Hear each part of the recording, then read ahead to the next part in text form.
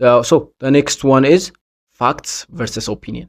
ፋክት እና ኦፒኒየን ምንድን ነው ልዩነታቸው?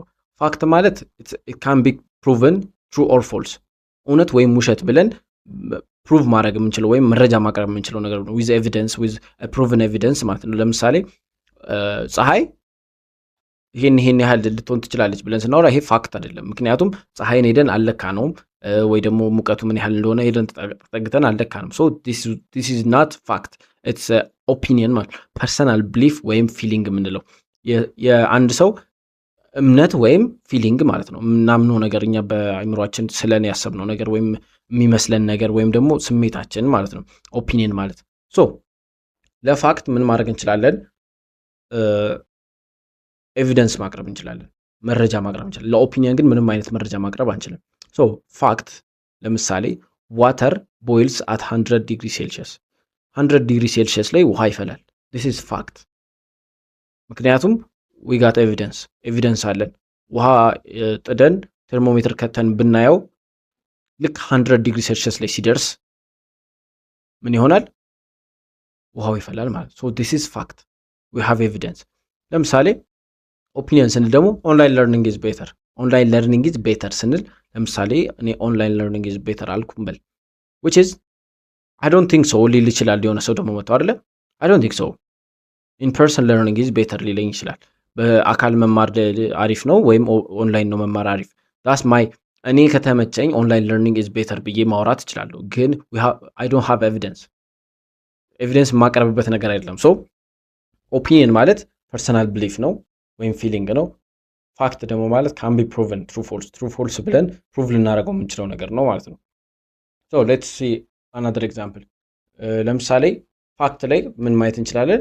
ስማርትፎንስ ዩዝ ባትሪስ ራይት። ልክ ነው አይደል? ስማርትፎንስ ዩዝ ባትሪስ። ስማርትፎኖች ባትሪን ይጠቀማሉ። ኦብቪየስሊ ባትሪን ነው የሚጠቀሙት። ዊ ካን ፕሩቭ ኢት። ስልኩን ፈተን አውጥተን ባትሪ ማሳየት እንችላለን። ዊ ካን ፕሩቭ ኢት አይደል? ሶ ለምሳሌ አሁን ኦፒኒየን ስንል አይፎንስ አር ዘ ቤስት ስንል ኢትስ ኮምፓሪዝን አይደለ? እኔ አሁን አይፎን ሊመቸኝ ይችላል፣ ሰሞን ሳምሰንግ ኦር ሰሞን ቴክኖ ሊወድ ይችላል። ግን this is not the idea. iPhones are the best ስል that's my feeling ወይም that's my belief. so this is not fact, it's opinion ማለት ነው። ሌላ another example ስናይ fact internet connects people globally. obviously internet connects people globally ዓለም አቀፍ ነው የሚያገናኛቸው ኢንተርኔት ብለናል አይደል? so opinion ደግሞ ስናይ technology makes life stressful. does it? technology makes life stressful.